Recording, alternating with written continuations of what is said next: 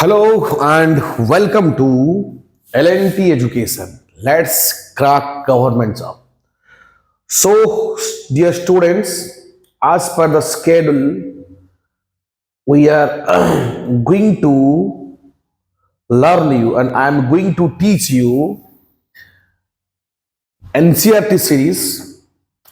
तो हमारा NCERT में क्लास 6 सिविक्स लेक्चर शुरू हो चुका है। उसमें हम 3-4 chapter with question answer complete कर चुके हैं। Okay, I think 3 chapters had already completed and with the question answers up to government. तो आज हम उसका चौथा चैप्टर यानी कि 4th चैप्टर जो है की elements of a democratic government, okay, तो उसको आज हम पढ़ाई करेंगे, उसके बारे में आज हम पढ़ेंगे। तो मैं चाहूंगा कि मैं पहले से बोल चुका हूं, NCERT is the mother of all government job. So NCERT मैं क्लास 6 से शुरू कर रहा हूं और ये आपके लिए बहुत बहुत इंपॉर्टेंट है और आपका नॉलेज के लिए बहुत इंपॉर्टेंट है और एग्जाम प्रोस्पेक्टिव भी बहुत इंपॉर्टेंट है। तो आइए शुरू करते हैं। मैं आपको निवेदन करूंगा कि आप इस लेक्चर को अंत तक देखें, लाइक करें, शेयर करें, सब्सक्राइब करें। ये प्लेटफॉर्म है जो आपको फ्री में आपका जो एम है टू बीइंग ए गवर्नमेंट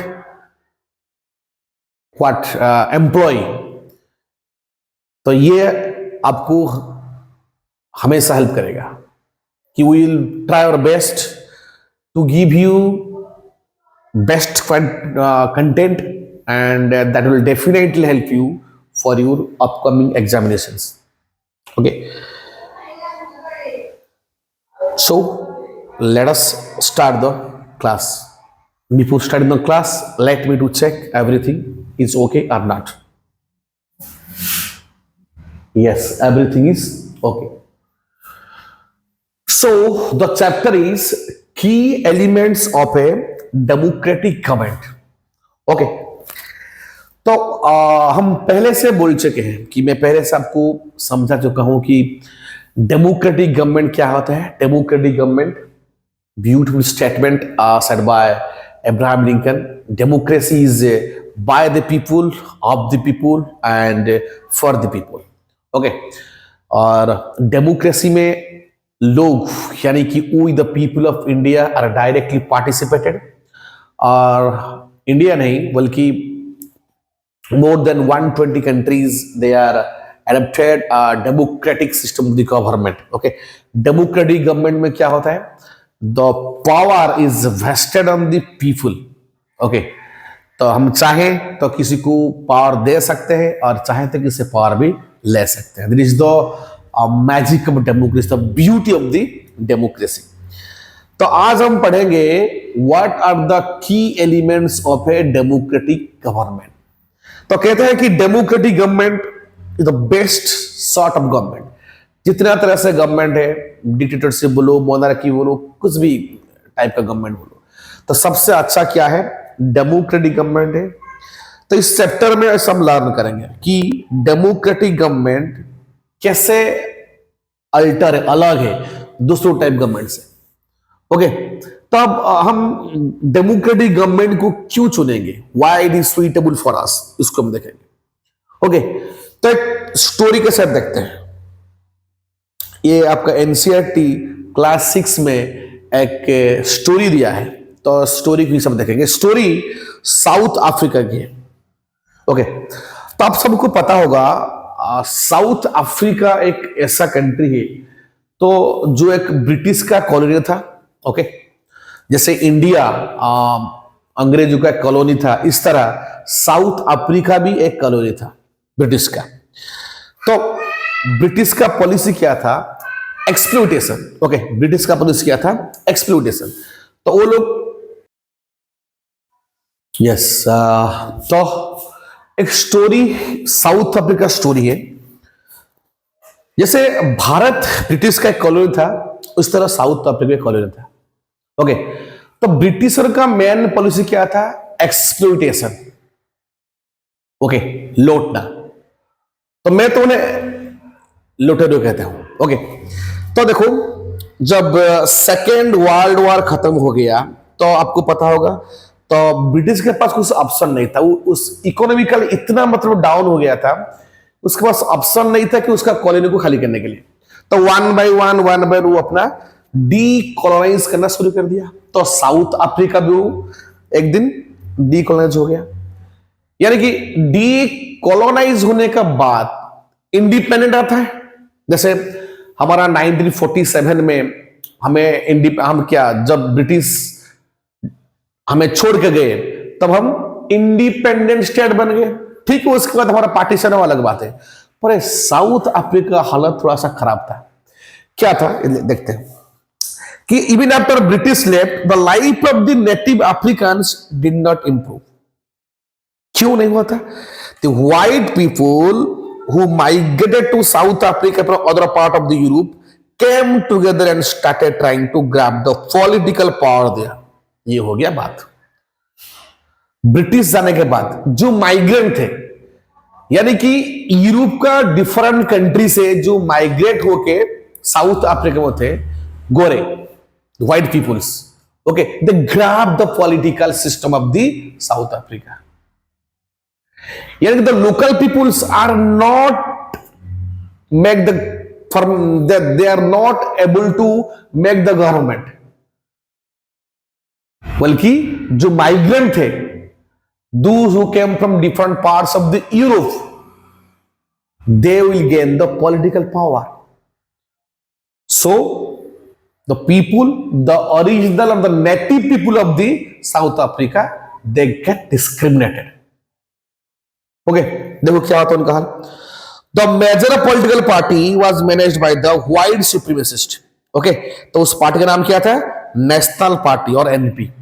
तो उधर जो एक मेजर पार्टी था उसका नाम था एनपी, यानी कि national party. And this party was dominated by the white peoples, means white supremacy. In 1950 they passed the population registration act, याद रखना है।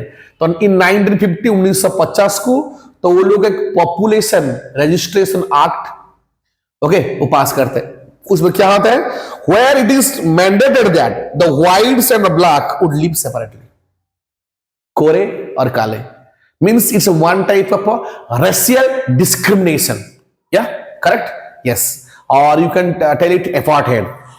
सो कानून पास हो गया कि आज से गोरे और black people they will not stay together, okay, they will stay different. देखो क्या होता है।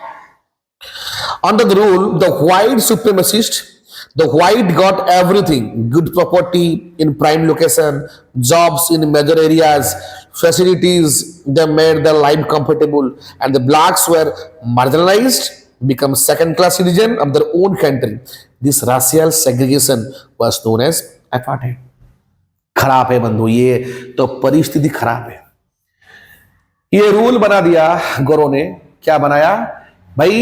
देखो 1950 में लाया पॉपुलेशन रजिस्ट्रेशन एक्ट, मैंडेट है व्हाइट्स और ब्लैक शुड लिव सेपरेटली, गोरे और काले सेपरेट रहेंगे। Sorry. And under this rule क्या था? रूल में क्या था? सॉरी, व्हाइट सुप्रीमेसी, यानी कि जो लोग व्हाइट को बिलोंग करते हैं, गोरे लोग हैं, ओके, तो उन्हें दे गेट एवरीथिंग गुड, उन्हें सब कुछ अच्छा मिलेगा। यानी कि प्रॉपर्टी में प्राइम, उनका जो प्रॉपर्टी होगा प्राइम लोकेशन पर होगा, अच्छा लोकेशन पर होगा, ओके, जिसका प्रॉपर्टी का भाव, उसका दाम बहुत ज्यादा होगा, नीट एंड क्लीन एरिया होगा, सोफिस्टिकेटेड बिल्डिंग्स होगा, एटसेट्रा, ओके।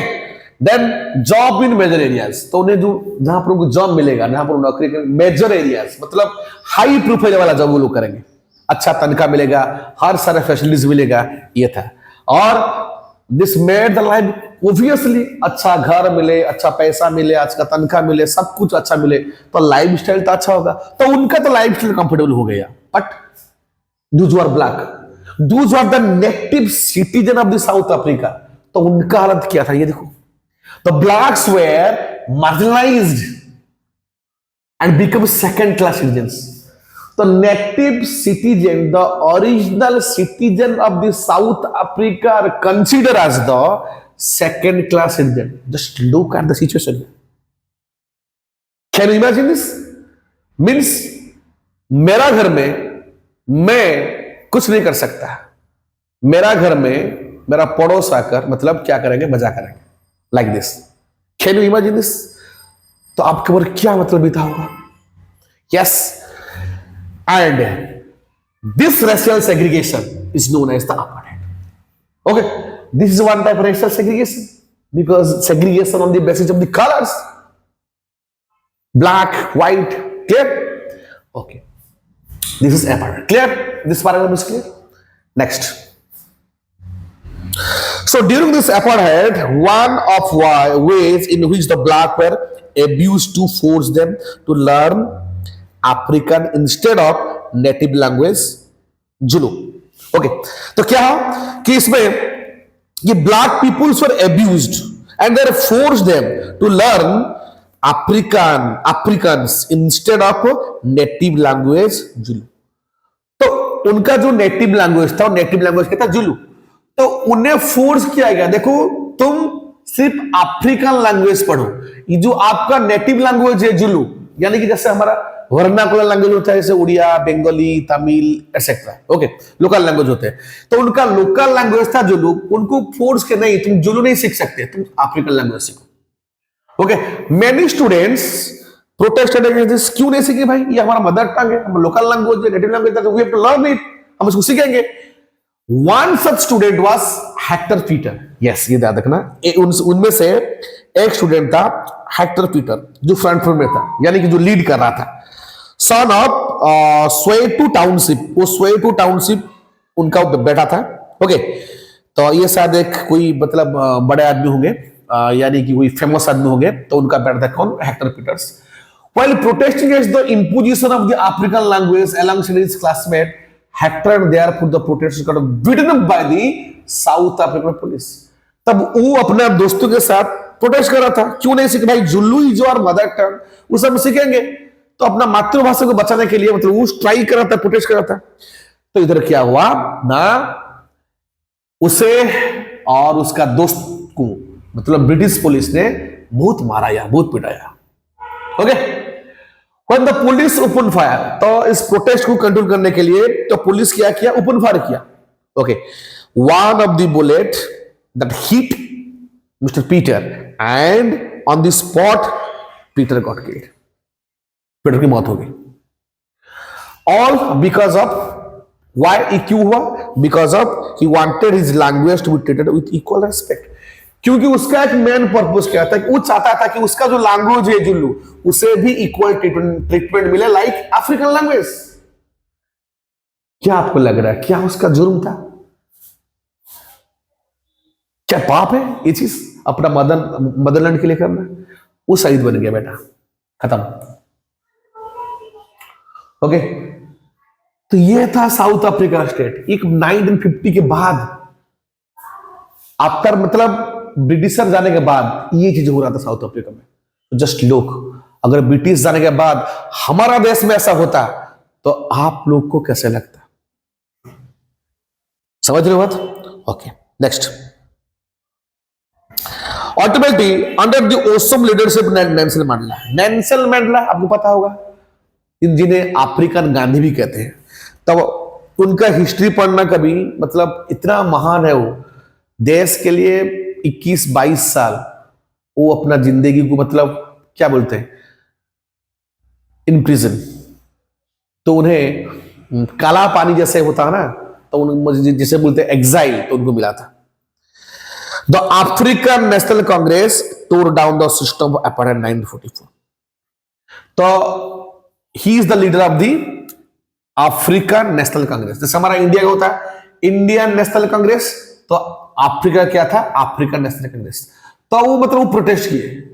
तो he protest against the apartheid. Finally the apartheid system in South Africa that is abolished in the year 1944. And South Africa become a nation where all races were started to be equal. तब से 1994 देखो 1994 sorry, यानी कि 50 + 44 यानी कि 40-44 साल के बाद 1994 में साउथ अफ्रीका एक नेशन बना जहां पर all races were started to be treated equal, means equality उनको फाइनली 1994 में मिला। ओके, तो ये कैसे संभव हुआ? Due to the democracy. तो उनका गवर्नमेंट हुआ, ये पहले राष्ट्रपति बने साउथ अफ्रीका के, वो बिलोंग टू ब्लैक, तो वो डिक्लेयर कर दे नहीं, आज से साउथ अफ्रीका एक ऐसा नेशन है where all races will started to be treated equally, सब रेसेस को इक्वल ट्रीटमेंट मिलेगा। क्लियर? तो इधर हमको क्या मिला? जो इक्वालिटी हमें कौन दे सकता है? Obviously a democratic country can give us equality. A democratic country give us dignity to live freely. So equality, dignity. Okay, we can peacefully protest against the government. We can criticize the government. This can be possible only the government is democratic, fully democratic. Can you protest against your king? Can you protest against your dictatorship government? No, you cannot. You will be punished. You will be beaten, and you will be imprisoned. Yes or no? Yeah. Then come to this. So these are things: equality, participation in the government and governance, specific tenors. So these are the main things of a democratic government. Okay. Now let's look one by one. Equality. Yeah. तो इस story से हमें क्या सीखने के लिए मिला? देखो, we will learn many people believe that democracy is the only means the right to vote. Democracy में ही आपको आपका पॉलिटिकल राइट मिल सकता है, that is the right to vote. Okay, और कहां पर आपको नहीं मिल सकता? यस और no? But the most major element of democracy is equality. तो डेमोक्रेसी का सबसे बड़ा मेजर एलिमेंट क्या होता है? Equality. Even the right to vote is actually there to promote equality, equal voting rights. ये जो राइट टू वोट क्या है? That is the your equal voting rights. Equal voting rights means one person one vote, one person one vote. Equality aims of democracy. Equality is the main aim of the democracy. याद रखना, democracy का main aim क्या है? To provide equality to all. Okay, जैसे भारत में universal adult franchise, if you are 18 और more than 18, you may belong to a higher caste or lower caste. You may be a rich or poor. Okay, doesn't matter. You may be any caste, any religion, any sex, any creed, and where you born doesn't matter. If you are a citizen, if you are 18 or more than 18, then you are entitled to cast your vote. That is your political rights. Okay, clear? So ये democracy में संभव होता है। Then participation in the government and governance. तो democracy में you can directly participate in the government and governance. You learn in this previous chapter कि people in the democratic nation elect leaders who would represent them. कि democracy दो type होता है, direct democracy और indirect democracy. In most of the countries the indirect democracy or a representative form of democracy is allowed due to high population, due to large area. Okay, so in an indirect democracy, or it is called as the representative form of democracy, we are the people we choose a representative. How? Now with our vote. Yes or no? There is the power of us. Electing leaders is the basic way in which the people take part in the affair of the government. So those who are elected, okay, they take part in the government. They represent us. They represent our ideas. They represent our need. They represent our problems. Okay. So this is the beauty of the democracy. Then a specific tenor. कि democracy में कोई राजा नहीं है भाई, जो राजा बन गया 30 साल 40 साल 50 साल नहीं। एक स्पेसिफिक टर्न होता है, मैक्सिमम 5 ईयर 4 ईयर। ओके, जैसे इंडिया में 5 ईयर होता है ना। Democratic country the elected for a specific period only. In India the government can stay in power in only 5 years. जैसे यूएस में जो प्रेसिडेंट होते हैं उनका जो टेनर 4 ईयर होता है। Okay, after election of the leader would again have to stand in power. हाँ ठीक है, 5 साल खत्म हो गया, फिर आप स्टैंड कर सकते हैं। Again you keep you are popular among the people, your schemes are popular, if you do better things for the people, definitely people will vote you again. Okay, in this way government is forced to act for the betterment of the people in mind so that they can get elected again. Okay, अगर आप लोगों के लिए अच्छा किया होगे, definitely people will vote you again. Okay, so democracy में आप 30-40 साल मतलब क्या कर सकते हो, राज कर सकते हो। If you are popular among the people, if you do betterment for the people, if your schemes are better for the people, if you change the lifestyle of the people, if you provide job opportunity, if you liberalize people, if you reduce the poverty, inequality in the society, if you provide justice, if you provide dignity to the people, then people definitely like you and people definitely vote you. Yes. Then just look at the other features of the democracy. तो अब तक इतना तक clear है ना, कुछ doubts है? अगर डाउट्स होगा तो please comment me in the comment section. Okay, तो अब क्या पढ़ेंगे? Other features of the democracy. As mention in India election happens in 5 years।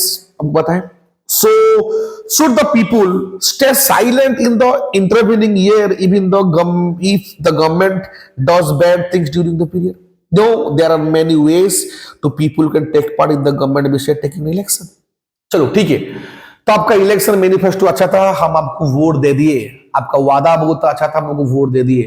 पर अगर आप आपका इलेक्शन मैनिफेस्टो एक चीज बोलते हो, एक चीज करते हो, आपका वादा में कुछ वैल्यू नहीं है, तो हम क्या करेंगे? सिर्फ बैठेंगे, 5 साल तक वेट करेंगे, 5 साल के बाद उसको फिर आपको पावर से दूर करना है, वो तो करेंगे, पर और कुछ व्यवस्था है या नहीं है उसको देखेंगे क्या है, हम क्या कर सकते हैं? Criticism, protest and fourth pillar of the democracy is the media. उसका हेल्प भी हम ले सकते हैं। देखो क्या करते हैं, क्रिटिसिज्म। ओके देखो, positive criticism is allowed.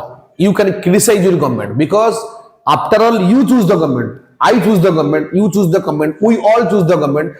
So अगर गवर्नमेंट कहां पर अच्छा नहीं कर रहा है, बुरा कर रहा है, तो we should criticize them, but positively, not उसका गवर्नमेंट का माँ बहन को एक करता, नहीं, ये गलत चीज है।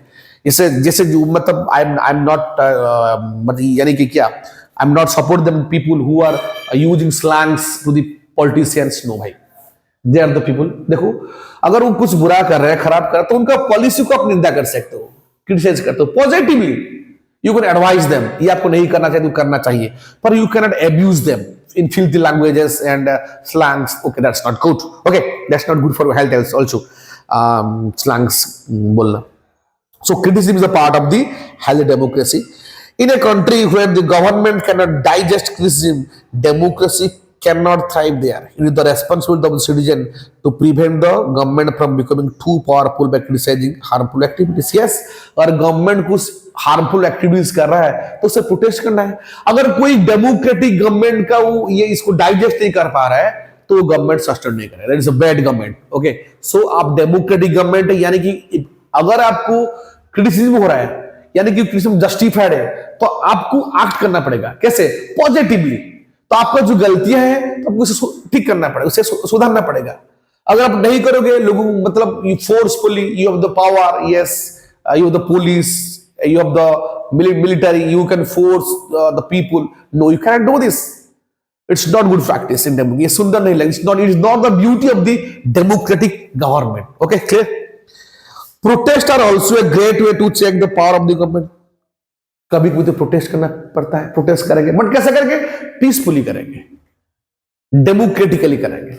यानी कि ये नहीं प्रोटेस्ट करेंगे यानी कि मारा मारी तोड़ मोड़, ये नहीं, मतलब आग लगा देना, ये करना, ये भाई बैड है। मींस फंडामेंटल ड्यूटी में क्या कहते हैं? नेशनल प्रॉपर्टी को मतलब ध्वंस नहीं कर सकते, we can not destroy the national properties. Correct? या it is the next step after criticism. Okay, ये आपका नेक्स्ट स्टेप है। जैसे आपका बुक में दिया है कि government that increase the electricity bill back in 2005।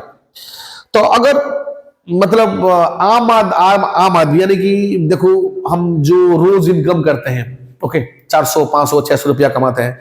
अगर हो गया मतलब डे टू डे लाइफ में हमारा जो रोज जो चीज हम यूज करते हैं उसका प्राइस ज्यादा हो गया, यस वी कैन कमेंट, क्योंकि हमारे पास भाई सैलरी इतना है।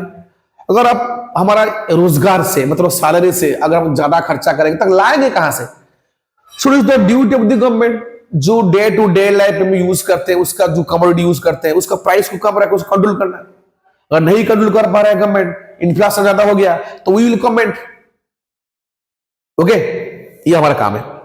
It is said that media is the fourth pillar of democracy. When the government does something bad, the media is there to make people aware of this activity. Yes, government, media को it the fourth pillar of the democracy कहते हैं, है ना?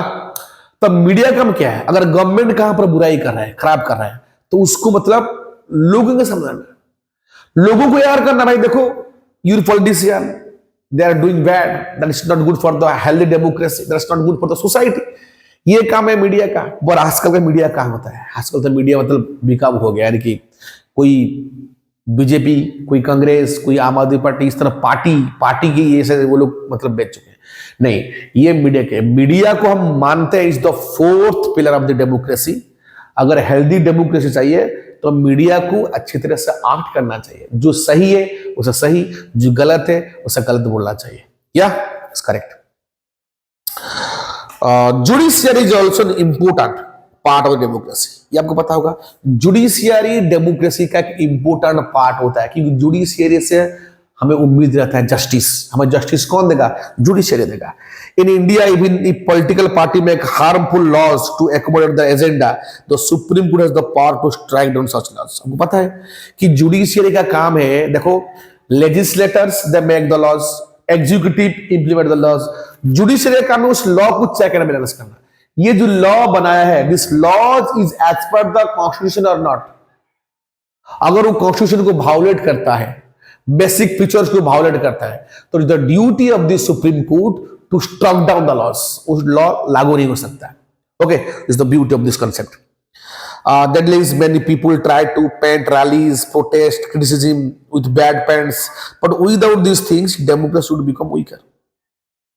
Okay, अगर हम ऐसा नहीं करेंगे तो डेमोक्रेसी वीकर बन जाएगा। अगर हम पॉलिटिशियन को मतलब क्रिटिसिज्म नहीं करेंगे, अगर मीडिया सही तरह से मतलब जो सही चीज है उसे अगर नहीं दिखाएगा, या फिर हम कभी कोई प्रोटेस्ट नहीं करेंगे, तो एक अच्छा डेमोक्रेसी हम सोच नहीं सकते। डेमोक्रेसी बिकम वीकर बन जाएगा। ओके, तो ये था आज का क्लास, एक पार्ट बन गया, और इसका सेकंड पार्ट मैं नेक्स्ट कल लाऊंगा। ओके, और जो बचा है और जितना बचा है उसको मैं कल लाऊंगा। तो इसके लिए आपको कल के लिए इंतजार करना पड़ेगा, क्योंकि अगर ज्यादा हो गया अगर तो आप डाइजेस्ट नहीं कर पाओगे, तो थोड़ा थोड़ा करके पढ़ो और सही ढंग से पढ़ो। अगर ये वीडियो आपको अच्छा लगा, मेरा लेक्चर आपको अच्छा लगा, मेरा प्रेजेंटेशन आपको अच्छा लगा, please like, share and subscribe, ताकि इस तरह से अच्छा अच्छा कंटेंट हम ला पाएंगे। ओके, हाँ, एक चीज मैं बोल रहा हूं कि मैं आपको पहले से बोल चुका हूं, क्लास 6 से क्लास 10 तक हम सीरीज लाएंगे NCERT.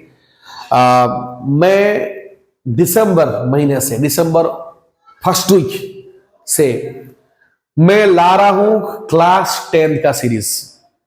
Class 10 SST, history, polity, geography, economics. क्यों ला रहा हूं सर? आप तो बोले थे कि आप स्टेप वाइज करेंगे, पहले 6th class, then 7th class, then 8th class, 10th class. Sir फिर ये तो 6th क्लास तो आपका मतलब पॉलिटी चल रहा है और बहुत सारा चीज बाकी है, फिर 7th है, 8th है, 9th है, स्किप करें। मैं स्किप नहीं कर रहा हूं, इसलिए मैं कर रहा हूं क्योंकि फरवरी महीना में, फरवरी टू मार्च क्या एग्जाम है आपको? जो एनसीईआरटी यानी कि जो क्लास 10 सीबीएसई में पढ़ रहे हैं ना, तो उनका एग्जाम है, तो उन्हें तो हेल्प करना चाहिए। तो इसलिए मैं ट्राई करूंगा दिसंबर, जनवरी और फरवरी, इन 3 महीने के अंदर क्लास 10 का जो एसएसटी है, geography, polity, history and economics, उसे कंप्लीट करने के लिए। ओके, और ये एक बार कंप्लीट हो जाए तो उन लोगों के लिए हेल्प होगा। तो मैं चाहूंगा कि ज्यादा से ज्यादा स्टूडेंट्स एनरोल कीजिए। फ्री है एनरोलमेंट, यानी कि enrolment in the form of the subscription. subscribe our channel. Okay, like, share and subscribe, and definitely we will provide you good content for your examination.